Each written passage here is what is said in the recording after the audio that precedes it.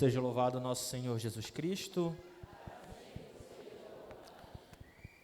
Caríssimos irmãos e irmãs, hoje nós estamos celebrando o terceiro domingo do tempo comum e a palavra de Deus apresentada a cada um de nós hoje. E eu queria chamar um pouco de atenção, especialmente para os primeiros versículos do Evangelho que nós lemos. Por quê? Porque esses primeiros versículos, que é o de 1 até o 4, são diferentes dos versículos seguintes, quando se inicia dizendo naquele tempo. Então, os 4 primeiros versículos pertencem ao capítulo 1 de Lucas, enquanto os demais pertencem ao capítulo 4, a partir quando o diácono proclamou, dizendo naquele tempo. Então, há uma separação, há 2 textos dentro do mesmo evangelho que nós estamos lendo no dia de hoje. Nesse primeiro pedaço, fala de Lucas realizando a sua pesquisa. Para quem não sabe, Lucas, tradicionalmente ele é dito que ele era um médico e ele era amigo de São Paulo. Por ele ser amigo de Paulo, ele conheceu muitas coisas e ele teve convívio com os apóstolos, digamos assim, para colher o testemunho da história. Além disso, o Lucas também teve contato com o texto do Evangelho de Marcos. É o texto do Evangelho de Marcos, que também está dentro do Evangelho de Lucas, algumas partes lá. E aí Lucas, ele faz uma pesquisa.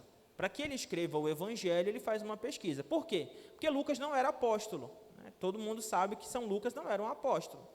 E São Lucas não conviveu com Jesus.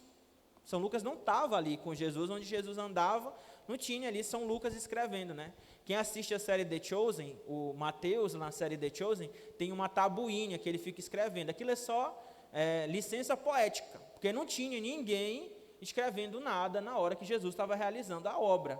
Era tudo o que é chamado de testemunhas oculares. Eles viam e a partir do que eles viram, eles falavam para as pessoas. Assim como acontece hoje em dia, Hoje em dia as pessoas veem uma coisa, aí já saem falando daquela coisa que eles viram, quando pensa que não, virou uma fofoca, Lembrem, fofoca não é de Deus, Então, é o que acontece. Mas aqui não, aqui eles eram testemunhas oculares da ressurreição, da mensagem do Evangelho. Então, o que Lucas fez? Lucas, ele foi atrás dessas pessoas, das testemunhas oculares, daqueles que viram o que aconteceu. E aí, é claro, ele teve contato com o Evangelho de Marcos, com uma outra fonte também, que é chamada de fonte Q, A gente, quando estuda a Bíblia, A gente conhece essa fonte extra, que é uma fonte que está presente tanto em Lucas quanto em Mateus, que a gente chama de fonte Q, que são textos que não estão em Marcos, mas estão em Lucas e em Mateus, E aí são uma fonte comum que os 2 evangelistas tiveram. Mas, explicando tudo isso que a gente vai tendo sobre o Evangelho de Lucas, nós chegamos a um ponto muito importante, e eu acho poético, porque Lucas, quando ele fala no 3º versículo, ele diz: assim sendo, após fazer um estudo cuidadoso de tudo o que aconteceu desde o princípio, também eu decidi escrever de modo ordenado para ti. Aí ele usa o termo excelentíssimo Teófilo. E essa palavra, Teófilo, a gente pode dizer que era uma pessoa, alguém que se chamava Teófilo, porque os nomes de antigamente eles eram assim, diferenciados. Hoje em dia também o povo é muito criativo com o nome, mas naquele tempo também tinham os nomes bem diferenciados, como este daqui, Teófilo. Mas também, Teófilo é a junção de 2 palavras em grego, que é Theos, Se a gente fosse falar no grego mesmo, é Theos, T-H-O-S, digamos assim. E aí, com a palavra filo, Teósfilo, Teósfilo. Então, a palavra Teófilo, ela quer dizer uma coisa que é muito importante para a vida do cristão. Filo, traduzindo, quer dizer amigo, amigo. E Theos é Deus. Quando Lucas escreve o texto do Evangelho, ele escreve o Evangelho para os amigos de Deus. Isso é muito forte. Por quê? Porque nós fomos feitos para sermos amigos de Deus. Nós não fomos feitos para ser o Deus, o nosso conhecido, ou aquele ser inacessível que nós não conseguimos chegar. Não, nós fomos feitos para sermos amigos de Deus. E o evangelho de São Lucas, ele é o evangelho para estes amigos, para os amigos de Deus.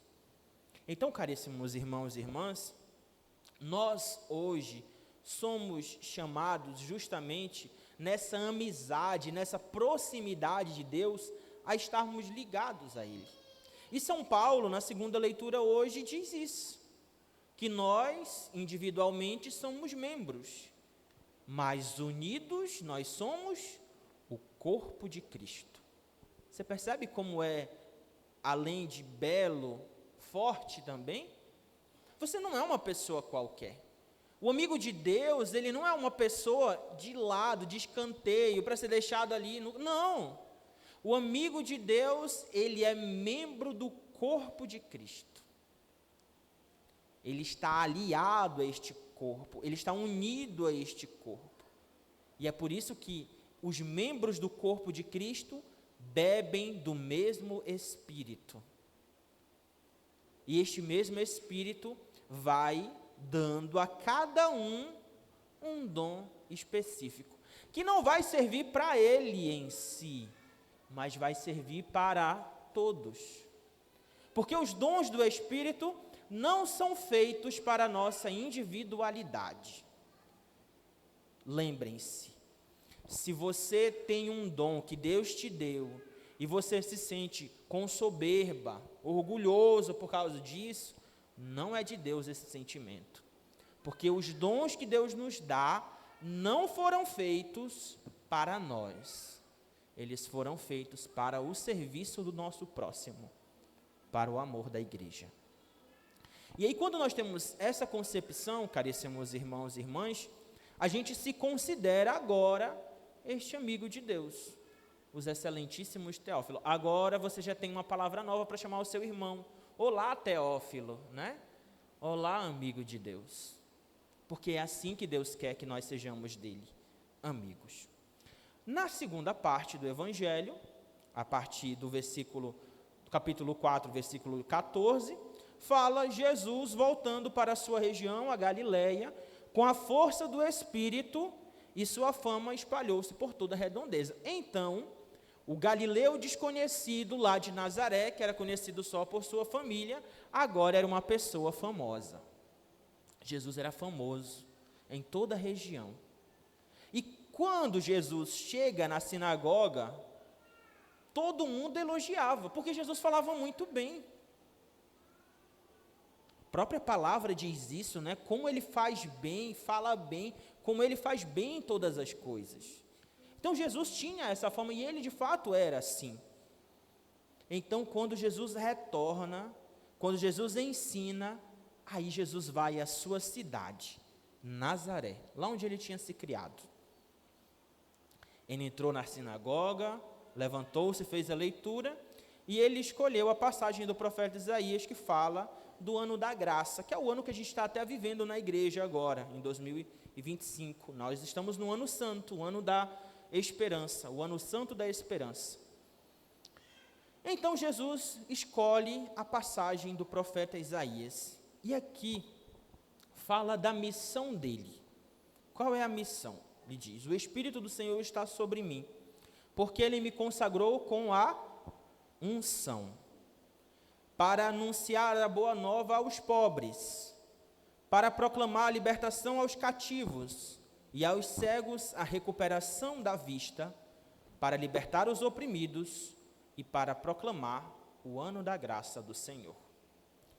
Jesus diz que ele tem essa missão de vida. Por isso que no encerramento ele diz: hoje se cumpriu a passagem da Escritura que acabastes de ouvir. Na carta de São Paulo, hoje, ele diz que todos nós somos o quê? Vamos repetir? Membros do corpo de Cristo. O que nós somos? Muito bem, nós somos membros do corpo de Cristo. E por nós sermos membros do corpo de Cristo, unidos, nós somos o quê? O corpo de Cristo. Se nós somos o corpo de Cristo, a mesma missão que Jesus recebe no texto do Evangelho, dizendo que acabou de se cumprir, é a mesma missão que nós temos. Não tem diferença nenhuma. A missão de ser consagrados com a unção, de anunciar a boa nova aos pobres, de proclamar a libertação aos cativos, aos cegos a recuperação da vista, libertar os oprimidos e proclamar um ano de graça do Senhor, é também missão de todo o povo de Deus, porque nós somos o corpo de Cristo. Você entende, caríssimos irmãos e irmãs, como nós somos importantes? Mas isso daqui não faz da gente um ser de soberba, como eu falei, porque a gente não é. Sozinho, a gente não é nada, mas unidos nós somos muita coisa. Então, caríssimos irmãos e irmãs, essa conexão entre a segunda leitura e o evangelho de hoje apresenta para nós essa disponibilidade que nós temos que ter. E essa disponibilidade na nossa vida, ela de fato precisa de um caminho, precisa de uma baliza, de algo que te leve, que te conduza a algum lugar. Porque ser membro do corpo de Cristo é ser o próprio Cristo. A gente fala muito isso. O padre, quando ele age aqui na cerimônia, na missa, ele age na confissão, age na celebração dos sacramentos, na pessoa de Cristo, in persona Christi, é assim que é dito. Mas nós, o povo de Deus, também somos, de certo modo, e de acordo com o nosso ministério, também agimos e temos o próprio Cristo em nós, e muitas das vezes nós o somos.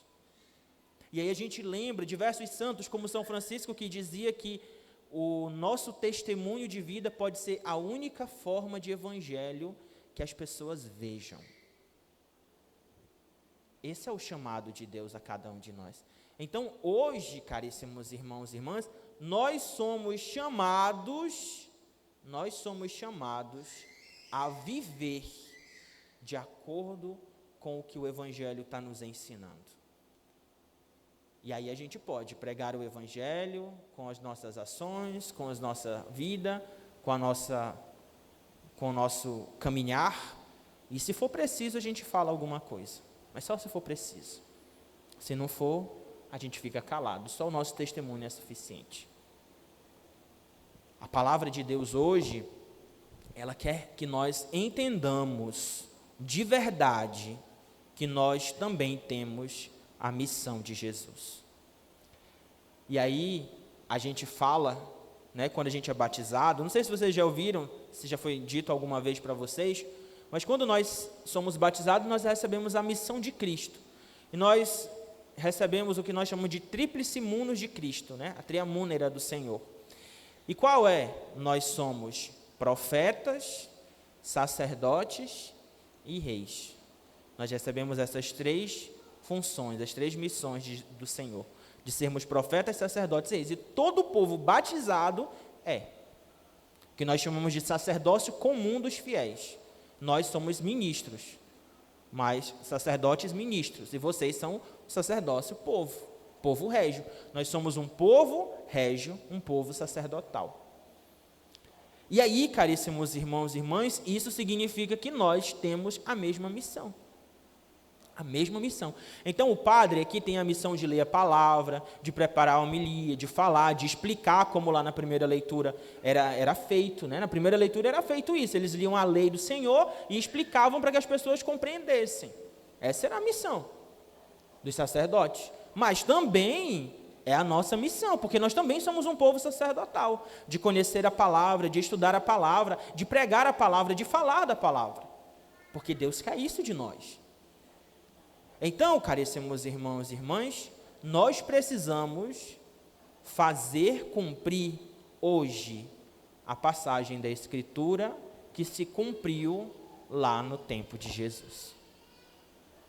Porque Jesus cumpriu a profecia, chegou a nossa vez de cumprir também. E isso não é algo fácil, porém é possível, porque Deus não pede que a gente faça nada que seja impossível. Para encerrar, caríssimos irmãos e irmãs, como eu falei, para que nós sejamos amigos de Deus, para que nós sejamos essa pessoa que prega o Evangelho, nós precisamos seguir o que nós chamamos de lei. Mas a gente segue a lei não porque a gente tem que seguir, porque é muito triste, né?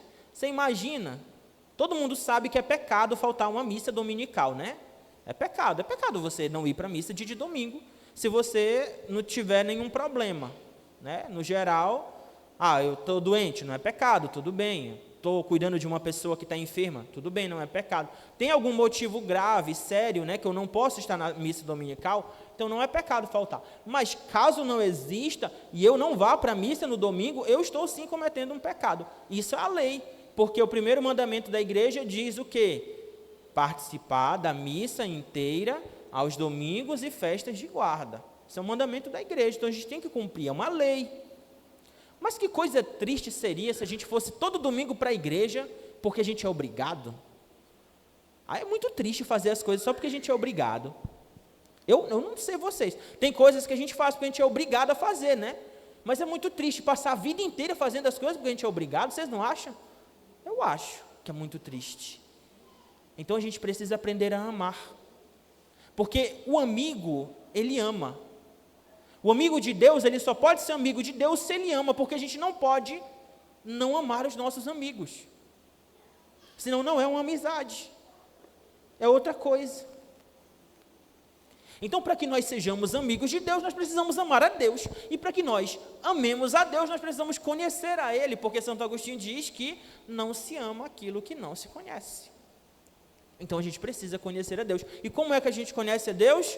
Conhecendo a sua lei. E a lei do Senhor Deus está contida no Evangelho.